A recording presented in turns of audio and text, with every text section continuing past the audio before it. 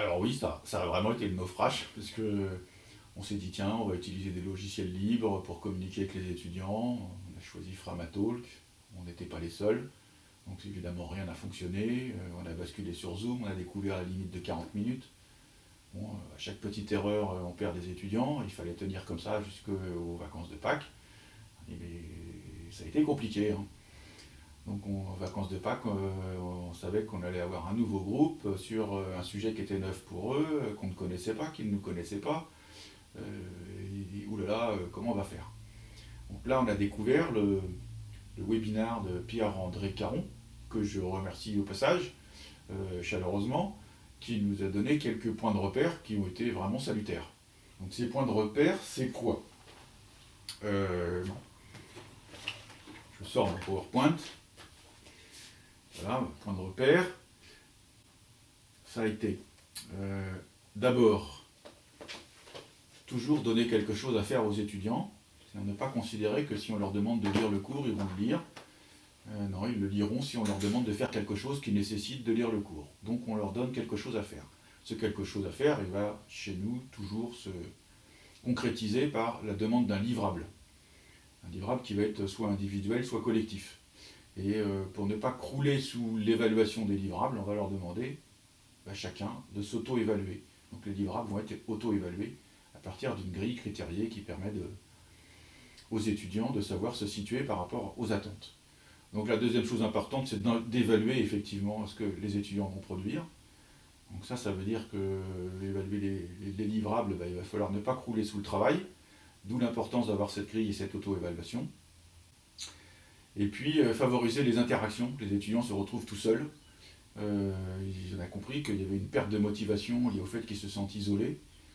On a compris que c'est important de maintenir des interactions, donc à la fois avec nous, mais aussi entre eux, ce qui est plus compliqué. Donc il faut trouver une organisation du cours qui maintient le fait qu'il va y avoir des interactions. Donc nous, notre manière de fonctionner pendant les cours, ça a été effectivement d'essayer de faire en sorte de maintenir ces interactions, c'est-à-dire de mettre à la poubelle l'idée qu'on allait faire des présentations PowerPoint et les défilés en Zoom devant les étudiants qui allaient sagement nous écouter. Donc c'est pas du tout comme ça qu'on a fonctionné. L'idée c'était plutôt de s'appuyer sur le fait qu'ils nous donnaient des livrables pour démarrer en faisant un retour sur leurs propres livrables, c'est-à-dire que nos transparents, entre guillemets, PowerPoint, étaient remplacés par les livrables des étudiants sur lesquels on faisait des commentaires. Donc quelques livrables choisis qui correspondaient à des erreurs typiques ou à des incompréhensions classiques qui nous semblaient vraiment importantes, ou bien des exemples qui étaient positifs et qui étaient aussi intéressants parce qu'ils étaient différents des autres. La deuxième étape dans les cours, c'était de dire, voilà, maintenant, on a un nouvel objectif d'apprentissage, donc il y a des nouvelles ressources associées, elles sont là, on essaye d'être très explicite par rapport à ça, parce qu'on sait qu'en distanciel, les étudiants sont un peu perdus. Donc on dit, la ressource, c'est le chapitre 3 du poly, de la page temps à la page temps, et les objectifs, c'est ça, il faut savoir faire ça. Ensuite, il y a possiblement des phases d'interaction entre les étudiants où on les met en petits groupes. Donc nous, on a utilisé Discord avec la possibilité de faire des salons dans lesquels les étudiants se répartissent pour travailler en petits groupes. On a fait des groupes de 3-4. Quand on travaillait en apprentissage par problème, on avait plutôt des groupes de 6.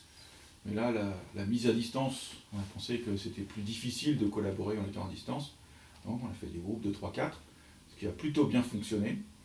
Et demander donc aux étudiants de résoudre des petits problèmes, des questions ensemble, ou d'étudier des ressources et voir s'ils avaient des questions. Et puis faire des synthèses en grand groupe, que chacun présente ce qu'il a compris, que chacun présente sa solution, ou qu'on en présente quelques-unes, et que nous on ait l'occasion de faire des retours là-dessus.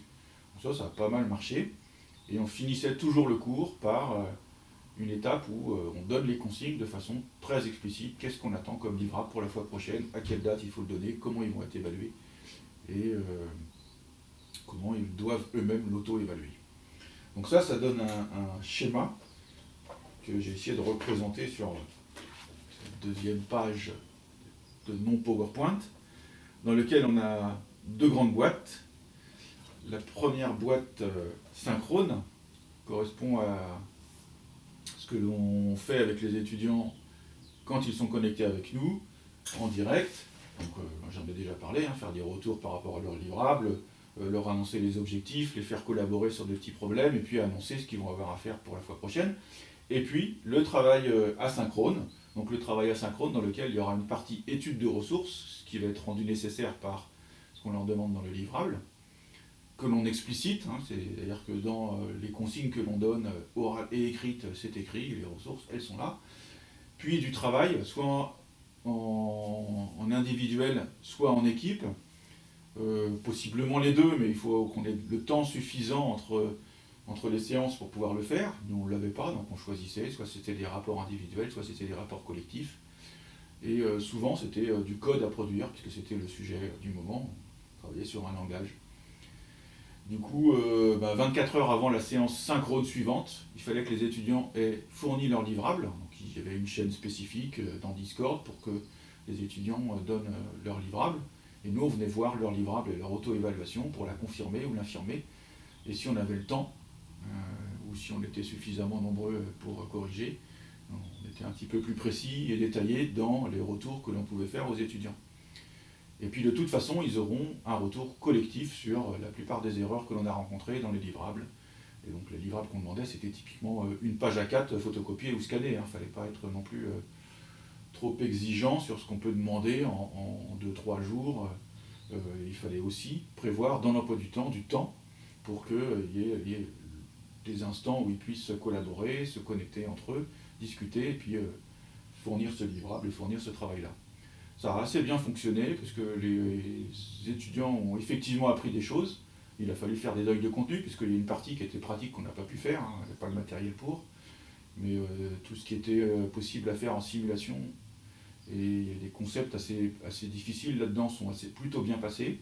Et les étudiants étaient assez contents, les retours qu'ils nous ont faits étaient positifs, hein, on peut vous en montrer quelques-uns. Et moi j'ai bien aimé, c'était carré dans l'axe. Pour moi, carré dans l'axe, c'était bien aligné, donc ça correspond à ce qu'on aime bien quand on enseigne.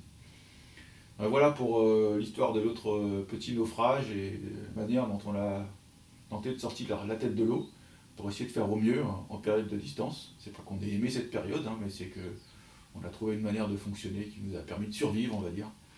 Donc on voulait la partager avec vous. Voilà, à bientôt.